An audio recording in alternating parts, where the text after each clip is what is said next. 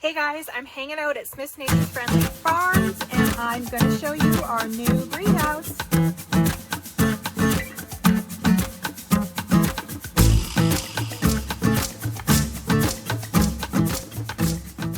Okay, I am super excited to share with you guys our Aosom greenhouse. Now, this video I actually recorded the setting up and the building of this greenhouse so you guys could check it out in case you're thinking of buying one of these greenhouses, or if you need some assistance in just figuring out how they get set up. I have a couple of tips, but I wanted to show you guys the greenhouse now that it's been done.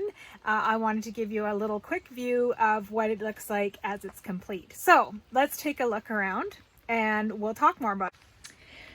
Okay, so this is the fabulous Aosom greenhouse. It was a low-cost mini high tunnel, under $200, which I thought was just fantastic. I'm not sure, how long it will last. I would be thrilled with a couple of years out of it for $200. That would be great. And so far, I'm super, super happy.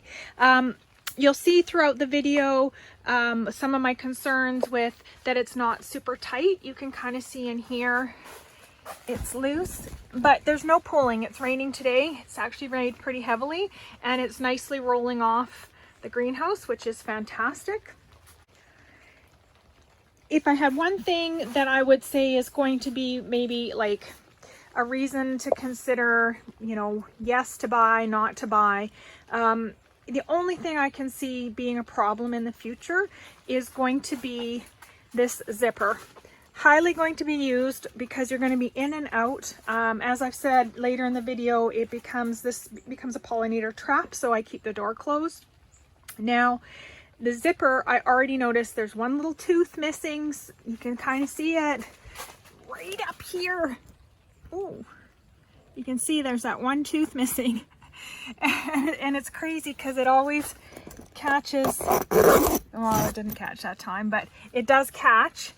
And I can see that being a bit of a challenge down the road, that the door is going to give out. Well, the zipper on the door will probably be the first thing to go. I did see somebody else that's had one of these after I purchased, and the plastic in theirs, now I don't know whether or not it was an Aosom, did wear out. So all they had was some mesh netting and the plastic wore down. Don't know how old their greenhouse was, though. It might have been 10 years old, and I don't imagine this is going to last 10 years. But if it does, hey, bonus. That was the best money spent. So I will do an update on this over the next couple of months. I'm also going to talk about some of the new projects that are going on in here. I'll give you a sneak peek. We've got a Mr. Stacky here I'll talk about down the road. And we have some wicking buckets over there that are pretty cool. We'll talk about those down the road. So they'll be doing a lot of fun stuff in this greenhouse. But now let's move you over into the setup of the greenhouse and how it all went.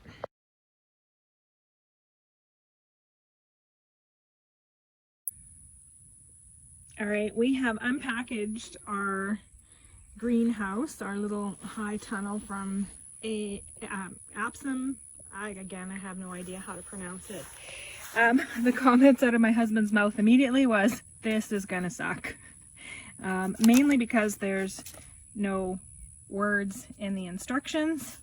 Now, looking a little bit further into it, it does give you numbers, and then on the poles, there are numbers to identify which one to set up. So it just means, numbers instead of words. So I don't think it's going to be too terrible, but it's still probably going to suck. So this is the start of our build with the greenhouse. There's other pieces over here too. Not sure what these are, caps and stuff. All right, let's see how this goes.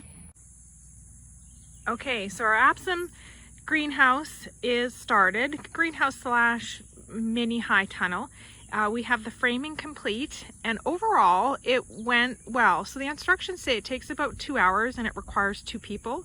We would definitely say it does take the 2 hours, and it definitely is helpful to have 2 people. You probably could do it with 1, but it would be a bit challenging because sometimes you need somebody to hold up a part as you connect them. But once you get the one piece, the first part done, the first frame, it actually holds itself up pretty easily.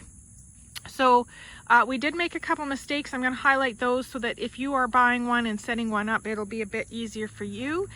Overall, the instructions worked out despite the fact that they don't offer a lot of wording, but they do offer a lot of direction with visually, so it wasn't too bad. My husband just preferred wording.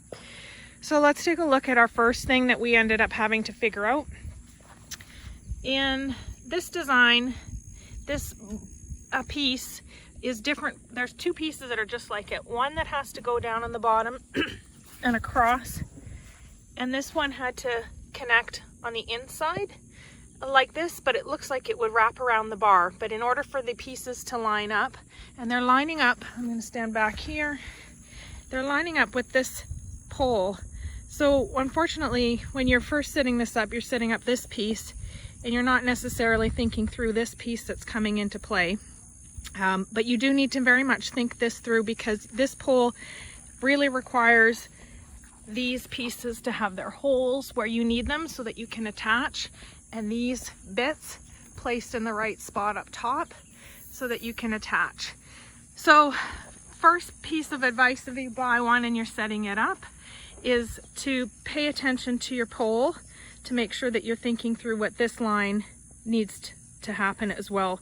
Because we actually set it up, we thought these pieces, based on the diagram, we thought these pieces actually needed to be more in the middle, and we put it together, and then realized when we started to put these sidebars on, which is kind of your doorway, we realized, those actually are too close and they don't fit, and none of the holes line up. So we ended up having to take apart this, redo these so that they're lined up properly, and it worked then. And then the second mistake that we made was in how we positioned these, thinking that both this one and this one needed to wrap around the pole, but they're actually different. This one doesn't wrap around the pole, it kind of cradles the pole underneath for along the bottom. See down there? And then this one up here goes around the pole. Those are our 2 biggest challenges actually in setting this guy up. Other than that, it was fairly easy. Every pole was included in our package. Every nut and bolt was included in our package. Everything was properly labeled. So they really did a good job for the price. So for those of you that don't know, it was about $200 for this high tunnel, which is excellent. And if you sign up online, watch for sales. They do have sales. We actually got some sale. I got it on sale. I think it was on 186 on sale. And then on top of it, if you sign up for some of their communications, you can get 10% off. So by all means, try and get yourself a deal on it if you can. For those of you that don't know, also when you're trying to find a deal, put stuff in your cart and then leave it in there for a couple of days. It's a lot of companies will provide you with a welcome back or hurry buy now kind of 10% off. We noticed this in your cart. So don't be afraid to be a slow buyer. Just watch. If you are getting something on sale, sometimes you lose that price. Okay, so we're moving on to the next phase now, and we are going to put the top on it, and I will show you some more. All right, so we have completed our greenhouse and it looks super good. I'm very happy with it. When putting on the tarp was not overly hard. Obviously the key is understanding where your door is. There is only one door, which is on, we put, obviously on our front. I guess I would say that would be my only thing or factor that I'm not overly impressed. It's not impressed isn't the right word, but if I could change something about this greenhouse, it would have dual doors, so there would be a door on either end. As a pollinator person, greenhouses are death traps to pollinators if you leave the doors open. So if you have anything growing in there that needs air and you want to open it up, all you're going to get is a whole bunch of butterflies and bees flying in and getting stuck. So I will have to keep the doors closed and rely on the windows, which are along the side, and that'll have to be the best we have for it. But overall, I'm pretty happy. The tarp is not super tight. Yeah, I'm assuming that's by design so that you can actually get it on. Otherwise, it'd be incredibly difficult to get on. So I will have to watch to make sure that there's no puddling. Puddling, of course, is what will damage it really badly and create bends in the metal. The metal is not the toughest metal. It's certainly functional, but if it ends up with any weight on it from water, I'm sure it will not hold. As we were pulling in the sides, they do bend a little bit.